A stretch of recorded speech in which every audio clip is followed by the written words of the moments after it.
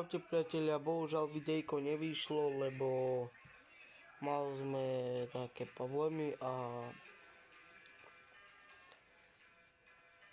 stále hovorím bude a nič. Takže asi, že by ste mi verili, od zajtra začínam robiť videa.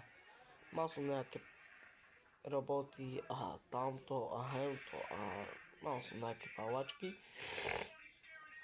na TikToku, čo sme sa rešili a že